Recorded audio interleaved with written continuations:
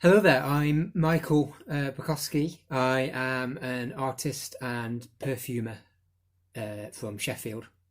For those who don't know me and don't know my sort of connection to Basement Arts Project, um, I met Bruce, I think it was in 2014, when a group of us did an exhibition in Jamestown in New York, back when you could pop over to New York and do an exhibition.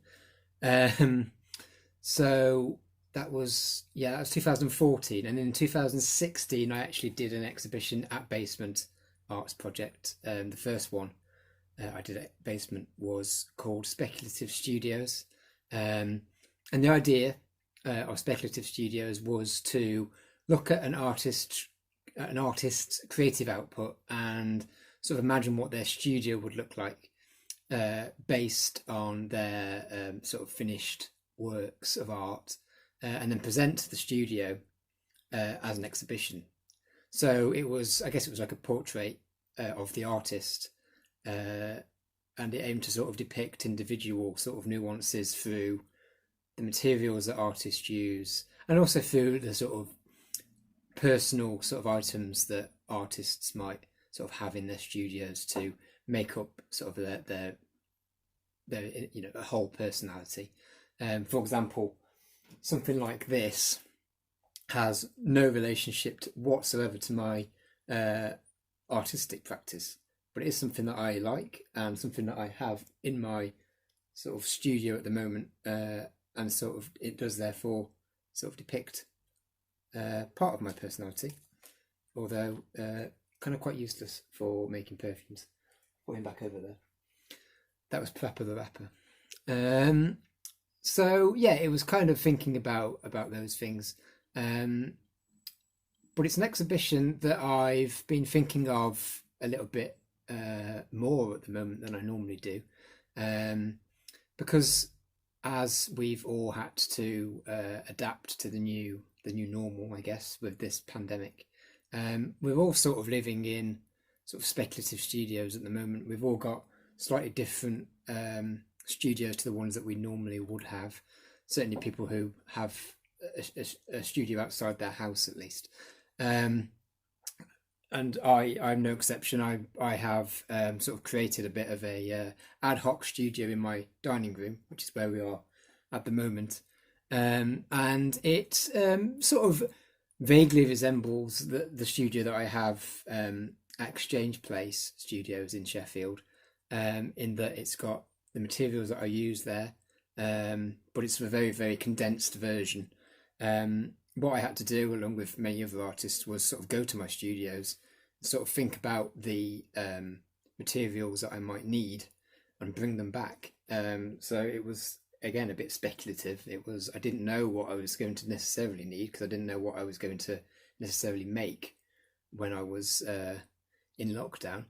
So I have sort of brought some stuff from my studio, but in retrospect, in hindsight, probably didn't need to bring some of it. I'm an artist. I'm an artist and I'm a perfume maker.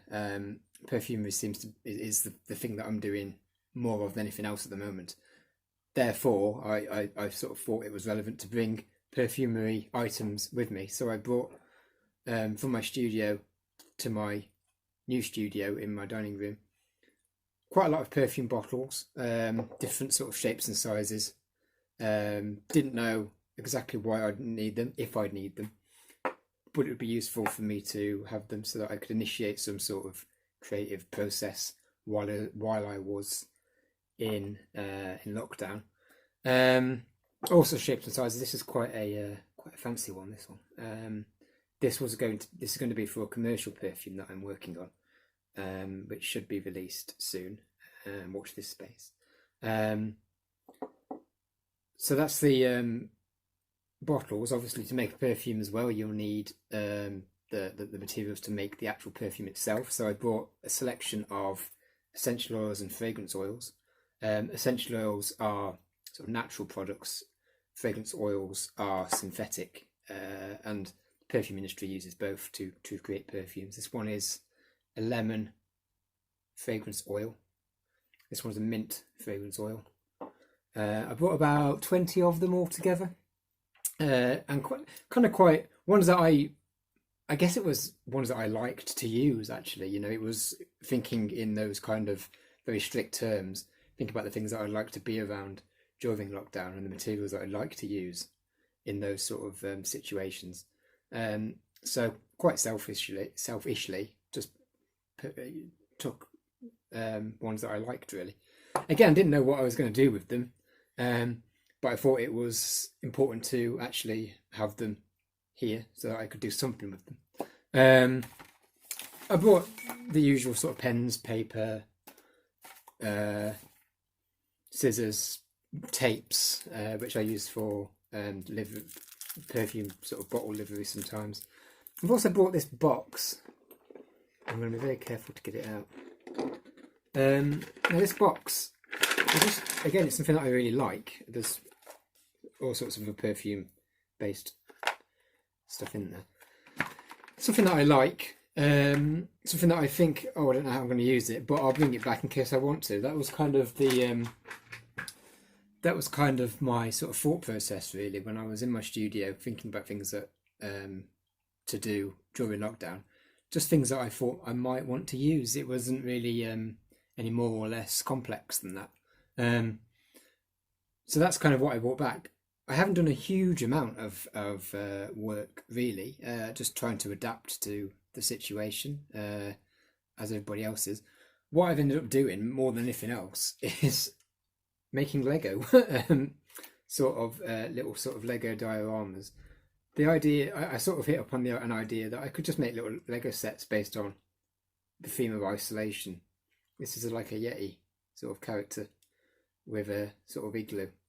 Now, obviously, it's not normally part of my sort of creative process, and it isn't really part of it's a bit of fun that I've been sort of working on. It doesn't really bear any relation to any other sort of artistic or creative sort of endeavours I've been up to over the last few years, but it's not supposed to. It's just a bit of fun, really, and I think that's what a lot of people have ended up doing, just stuff that they actually like to do in their creative sort of endeavours at a very sort of basic level in order to sort of make themselves feel better about the situation that they're in at the moment.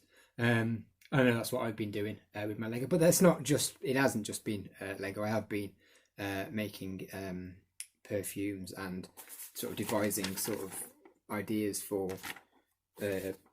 perfumes down the line. So I have sort of been sort of juggling that with the Lego, and indeed making videos, which is something that I haven't really ever done much of, although I am going to start making a video series very soon based on scent and medicine, which I'm quite looking forward to doing. I've written all the scripts for that. So yeah, that's kind of me, and it's interesting that a lot of artists are sort of working in this more sort of condensed sort of emergency type way, and I've got sort of different strategies for their own creative endeavour that's changed somewhat because of the sort of current situation. I think I do want to do something with this in relation to my Speculative Studios work. I was thinking about sort of doing something to do with first aid kits, and sort of in case of a pandemic, you've got this kind of first aid kit for your creative sort of endeavours, but it would be sort of a group collaborative sort of thing where maybe each artist is allocated a first aid kit and they sort of put in there the materials, ideas, concepts that they used during this pandemic, and then maybe they can be displayed somewhere in a more formal exhibition when we can go out and actually look at each other's work physically, not just online. So that's kind of me, really. I've been continuing to sort of chip away at thinking about my creative endeavours, thinking about Speculative Studios a lot, thinking about my perfume a lot too. Yeah, it's a weird situation. I guess we're starting to potentially be coming out of it a bit now, but it's been an interesting one. It's sort of thrown up sort of thought processes and thinking about different ways about thinking about art that, you know, I wouldn't have been thinking of normally. Then that said, I am looking forward to it all being over, as I'm sure everybody else is. So that's just me, really. I thought I'd make a video just as a way of as an output, really, for my own sort of thoughts. Yeah, well, I hope you enjoyed it. I hope you got something out of it. See you on the other side, I guess. See ya.